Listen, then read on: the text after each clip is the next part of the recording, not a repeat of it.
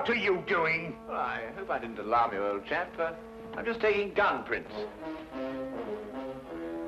This is the end. This time you've gone too far, Holmes. You can't turn this place into a shooting gallery. Gun prints. Have you ever seen a gun print? I've never even heard of a gun print. You'll kill somebody one of these days, Holmes. Parliament ought to pass a law against people like you. Well, of course, gun print's just the name I've given it. Actually, it's the marks on the bullet left by the rifling in the gun barrel. Ah! Yeah, would you like to look at these two bullets under the magnifying glass? You'll observe that they have different markings because they were fired by different guns. I'm not interested, not in the least interested. The police will be here in a minute. But you should be interested, Watson. You're interested in saving lives, aren't you? Of course, but... Well, look, this very little experiment may very well save a life someday. How can firing bullets now, from here listen, into wait a minute. Take the case of a man who is accused of murder. I'd rather not. The prosecution claimed that the bullets were fired from his gun. They probably were. The man was guilty. I can see it all. Yes, but if it can be proved that it was impossible by the markings, then an innocent man's life could be saved. That's all very well and good, Holmes, but this flat is not the place to conduct these sort of experiments. How would you like it if I started to practice my surgery in the bathtub or on the kitchen table? Could you manage it in the bathtub, do you think? No, I give up. And now, if you're not keeping this appalling smell for experimental purposes, I will, with your permission, open the door. Holmes, I told you. I knew you'd gone too far. Now you have shot somebody. Well, if I have, I shall have to certainly correct those guns for drift. Oh, that's fantastic. He seems to have some breath in him still. No fault of yours if he has. Now, help me with him before somebody sees him. Yes. Really, firing off revolvers, brewing poison, frightening people. It's more than a man can stand, Holmes. Really, more than a man can stand. Am I wounded badly, please? I'm a poor man. I can't afford a hospital. No. You'll be all right in a minute. You've just fainted from something. Something, you say? Didn't you hear what happened? I was outside, about to knock at your door, when suddenly I was attacked. Someone turned a revolver loose on me, bullets flying everywhere. I tried to fight back bravely, but there were too many of them, 6 or 7 at least, all firing guns. I'll get you a glass of brandy. Oh, thank you. You'd better call the police.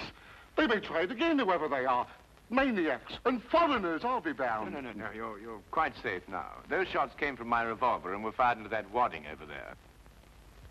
You mean you were the one who... Yes, I was just carrying out a little experiment. I must apologize for any shock I may have given you. And no one is after me? And not to my knowledge, Mr. Wilson. Here, will you drink this, huh? Oh, thank you. You called me Mr. Wilson just now. How did you know that was my name? Well, it's on your collar. Very shrewd indeed, you're noticing my name like that. In fact, you've got exactly the kind of mind that could help me to unravel my mystery. That is, if you're willing to lend a poor man a hand. Oh, yes, I owe you at least that. What is the mystery? But perhaps you'll get a better idea of what it is if you read this first. Yeah, it's in the wanted column. Read it for yourself. Ah, to the Red-Headed League. On account of the bequest of the late Ezekiah Hopkins of Lebanon, Pennsylvania, USA, there is now another vacancy open which entitles a member of the League to a salary of £4 a week for purely nominal services. All red-headed men who are sound in... Apply in person on Monday at 11 o'clock to Duncan Ross at the offices of the League, 7 Pope's Court, Fleet Street. Apply in person on Monday at 11 o'clock to Duncan Ross at the offices of the League, 7 Pope's Court, Fleet Street. But what on earth does it mean, the Red-Headed League? It is a little off the beaten track, isn't it? I assure you, I felt the same way as you when I read it. A vacancy for what, I asked. I'm a dealer in second-hand merchandise, and I believe in giving value for value received. And it certainly struck me as odd that somebody was prepared to give £4 a week for nothing. But young Spaulding took a different view of it. Oh? Who is young Spaulding? Vincent Spaulding. He's my assistant, and I couldn't wish for a nicer young man. I see. Now, suppose you tell me the story as it happened, right from the beginning. From the beginning? Yes, of course. Well, it all started 2 months ago when that paper came out. I was in the shop at the time. I'm there practically the whole of my time. I'm a widower and I've got little else to do. When young Spaulding came back from lunch. Mr. Wilson, if you only knew how I wish that I had red hair like you. Huh? Don't believe it or not, here is another vacancy for the League of Red-Headed Men. A league of what? Red-Headed Men. Surely you've heard of them, haven't you? Oh, I'm afraid I don't get about as much as some of you young people do. I should have thought everyone would have heard of the League of Red-Headed Men. Well, at least everyone who was eligible. Now, a man like you, if he were accepted, could make himself a nice little nest egg without hardly lifting a hand. Vincent, I've told you before, there's one thing you've got to learn in life. Nobody ever gets anything except by the sweat of his brow. Value receives value. What is this Red-Headed League? Take a look at this paper yourself. How I wish my hair would change color, really I do. What a nice little nest egg I'd make for myself. Well, this doesn't make sense to me. No? Will you see the name? Hezekiah Hopkins? Yes. Oh, he was an American millionaire. Very peculiar in his ways. He was red-headed himself and had great sympathy for all red-headed men. So, when he died, he left an enormous fortune in the hands of trustees to make life easier for all red-headed men. Oh, really? Yeah, red-headed men. Uh-huh. Oh, but I couldn't apply even if I wanted to. I've got the shop here to look after. Oh, that's the whole point. The work don't amount to anything.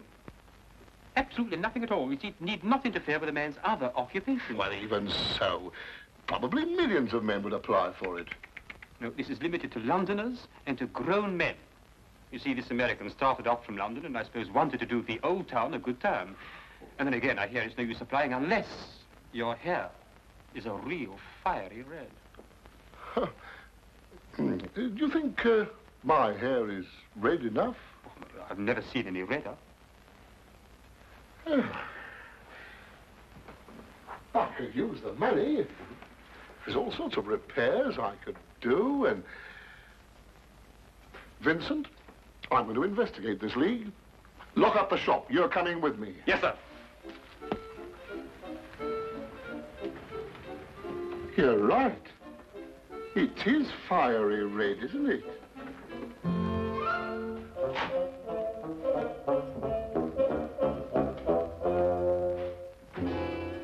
Let me handle everything.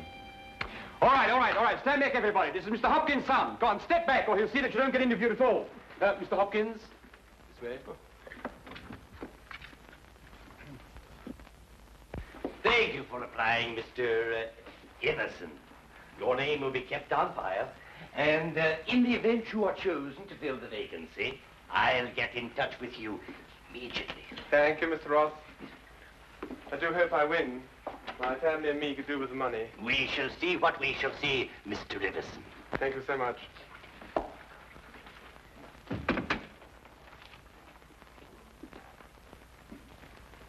Are you the next applicant? Yes, this is Mr. J.B.S. Wilson. Your search is over. He's willing to fill the vacancy.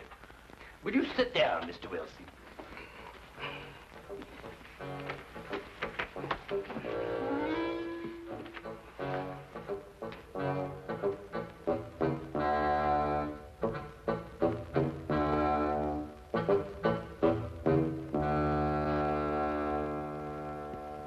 I've never seen anything like it. Ah, I told you, Mr. Wilson. It's extraordinary, beyond belief. Congratulations. It would be an injustice to hesitate. Oh, I've got the position. You have. You will, however, excuse me for taking an obvious precaution. There are tears in your eyes. I perceive all is as it should be, but we have to be careful, for twice now we have been deceived by wigs, and once by paint. I'm sorry the vacancy has been filled, but thank you one and all for coming. Get on, John. No, come along. My name is Duncan Ross. I'm one of the trustees in charge of the fund left by your noble benefactor. When shall you be able to embark upon your new duties? Oh, well, almost any time, I suppose. Though I should mention that I have another business which will require some of my time. Oh, so long as you're free to be here between the hours of 10 to 2, there'll be no objections. Easy enough, Mr. Wilson. There's very little business during those hours, and what there is, well, I could take care of. Oh, thank you, Vincent. I appreciate that. And what is the work? Copying the encyclopedia. Oh, The Encyclopedia Britannica. You will provide your own pen, ink, and blotting paper, and copy it down word for word. Is that agreeable? well, yes. Our only demand is that you remain in the office, or at least in building, during working hours. If you leave, you forfeit your position forever. The will is very clear from that point. Well, it's only 4 hours a day. I shouldn't think of leaving. No excuse will avail, neither sickness, nor business, or anything else. Here you must stay or lose your billet. I quite understand. Then, goodbye, Mr. Wilson. And again, let me congratulate you. Oh, thank you, sir. Thank you. The Encyclopedia Britannica. Ah, you'll do a wonderful job of it, Mr. Wilson. I'm sure you will.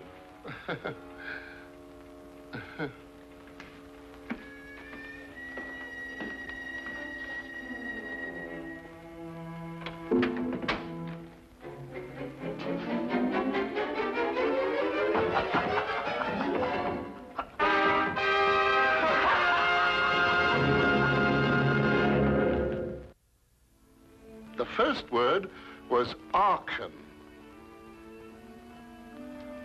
At the end of 8 weeks, I'd finished the A's and begun the B's. For this, Mr. Ross rewarded me every Saturday with 4 golden sovereigns. Yesterday morning, however, I got a staggering blow indeed.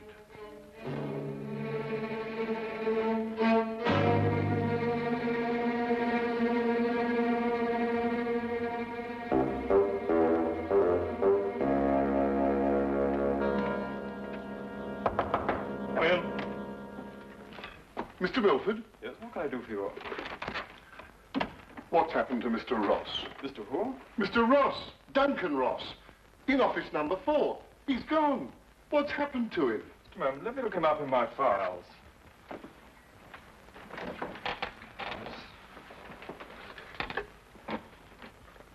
Are you a customer of this, Mr. Ross? I work for him. That is, I did up until this morning. What did you do? I copied the encyclopedia. You copied? The Encyclopedia Britannica. Wouldn't it have been cheaper buying another encyclopedia rather than going to all the trouble of copying it? You don't understand. That's the work the Red-Headed League required me to do.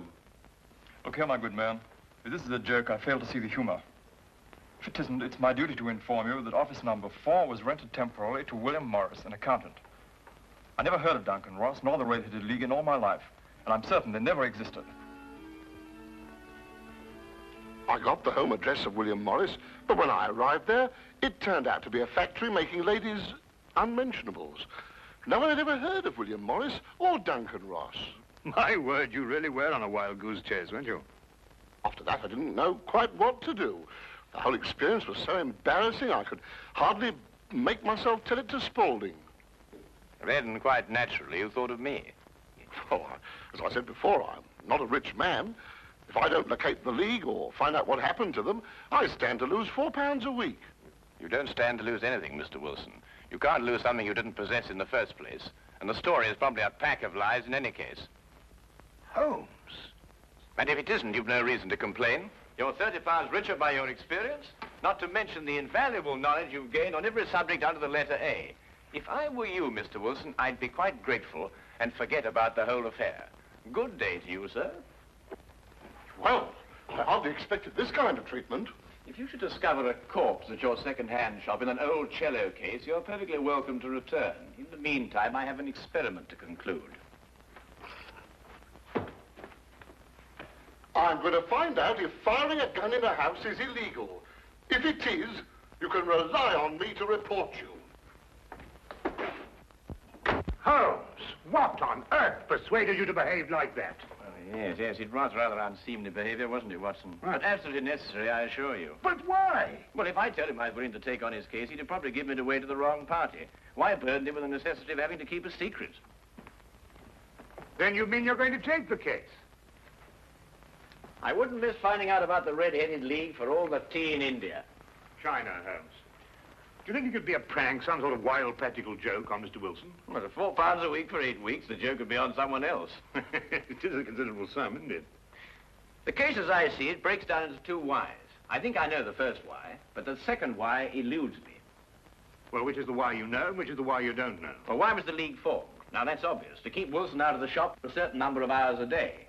But why is the why that I want to know? Well, why is the why that you want to... I see. You mean somebody tried to get Wilson out of his shop in order to steal something from him? No. The case is too elaborate to justify stealing from so small a shop as Wilson's. No, the reason is bigger than that. Bigger than any of us might imagine. Now, you're not going to start shooting again, Holmes. No, but I'm going to take this with us. Us? Yes, you're interested in the case, aren't you? I'm a doctor, Holmes. Well, all the better if someone should get hurt. This started out to be such a peaceful morning, and an old friend of mine was coming from India, and we were going to spend the day together. And now look what you've talked us into, the Red-Headed League. Yes, exciting, isn't it?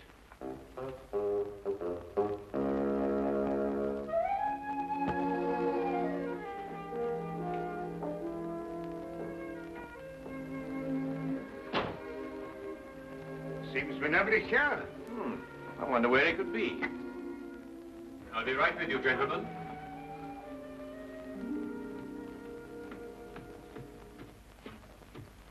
May I help? I'm sorry, I was occupied in the cellar. I hope I haven't kept you waiting. Not at all. My friend here is interested in making a purchase. Mm-hmm. Anything in particular? Anything, well, you never know what you might, oh, what's that? That? Yeah. That is a, oh, yes, this is fascinating. This is the, you know, it's the essential part of the structure of a wild boar trap. No, really? Yes. By Jove, a wild boar trap, eh? How very interesting. Now, and a very fine specimen as wild boar traps go. Yes, oh, indeed. yes, a very fine. Oh, indeed. Reminds me of my day. There we were, all lined out in a row, as far as the eye could see. Yes. Down the hill came the enemy, and the Battle of Royal Burnett was on. Yes, if you excuse me. There we were, outnumbered 112 to 1. That was from the count after the battle, as you understand. Yes, I'll say perfectly. Charge, they shouted, as down the hill they came, the hordes of heathen, at 112 to 1. And from that moment I became a collector, and I've been a collector ever since. You understand that, of course. Oh, yes, but that is a quite perfectly natural reaction. It's 1 o'clock. It's 1 o'clock. What? Yes, 1 o'clock. Our engagement with the Colonel. Do you Colonel? remember? The one who led you in the charge. Oh, of course, yes. Well, I hope you'll keep that for me, will you? Well, there's been a fearful run on wild boar traps lately, but I'll do my best. Thank you, thank you. Thanks so much. Good afternoon. Well, what did you discover? The knees of Spaulding's trousers show considerable wear. What does that mean? That's a great deal. Let me have your stick for a minute. What are you doing? Well, no time to explain now, but a considerable crime is in contemplation. And since today is Saturday, we may have some difficulty in preventing it. What kind of a crime? A bank robbery. What? Shh. Meet me at the side entrance of the Westminster County Bank at 10 o'clock sharp. Yes, is that the bank that's going to be... Yes. At 10 o'clock sharp, remember? Yeah. The basement vaults of the Royal Westminster Bank, as you can see, they are impregnable.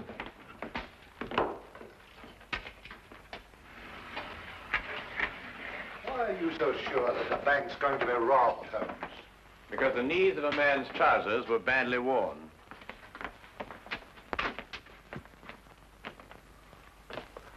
I can't see how they can possibly get in here.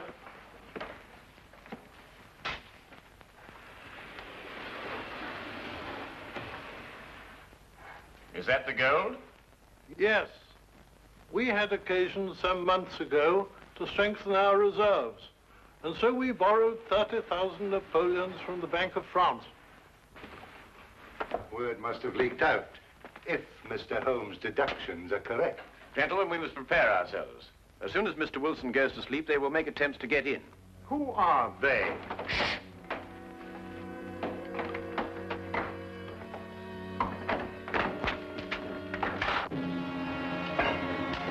Get back.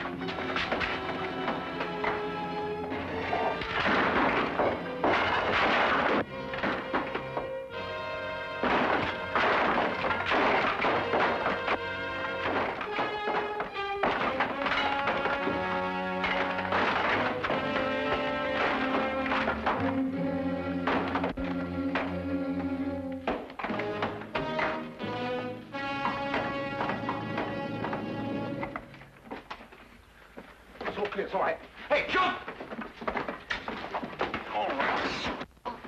All right, Spaulding, your back-robbing days are over. So I see. I fancy my pal got away all right, though. There are 3 policemen waiting for him at the other end. You seem to have done things very, very, very neatly. I must compliment you. But I feel obliged to reciprocate. Your Red-Headed League was very inventive indeed. Here. You were the one who came into the shop this afternoon. You came with... With me? Ah.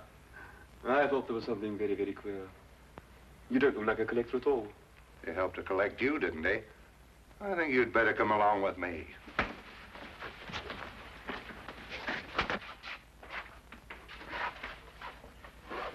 I don't know how the bank can repay you, Mr. Holmes. I've been more than amply repaid, Mr. Merriweather, by having one of the most unique experiences of my career. However, there is one thing you could do for me. Name it. Well, it's... Anything, Mr. Holmes. I'm a regular depositor at your bank, Mr. Merriweather, and I should be eternally grateful if you could do something about your pens. I've yet to find one of them that works. Come along, Watson.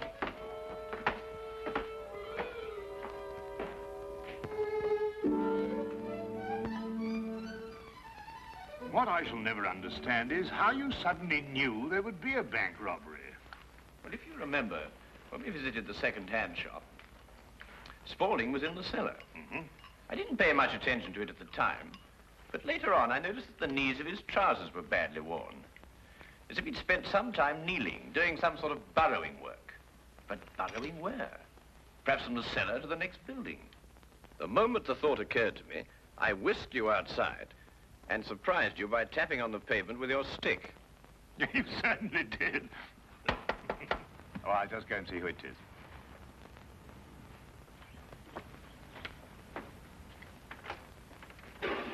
Hello, come on in, Inspector. How Good evening, Dr. Watson. I hope it's not too late to make a call. Of course not. Come right on. Well, I saw the light was on, and I just thought I'd drop in. Ah, how are you, Inspector? Now, make yourself at home. Oh, Draw up a chair. Thank you very much indeed. Cup of tea? Yes, please. Well, by the time the newspapers come out with a report of your exploits tomorrow, Holmes, you'll be a hero. Oh, well, I shall try and remain humble through it all. Yes, the whole of London, except, of course, Mr. Wilson. Unless I miss my guess, he wants me still to arrest you. Arrest me? What for? Well, he didn't like the way you treated him last night, you know. And then, of course, he complains that... Oh, no, it's too ridiculous. Still, I think you'd enjoy hearing about it. He claims that you were firing a revolver in this house. You know it's against the law, don't you? But who in their sober senses would do such a thing? Yes, it does sound very implausible, doesn't it? Yes, that's exactly what I told him. I mean, people just don't do things like that, do they?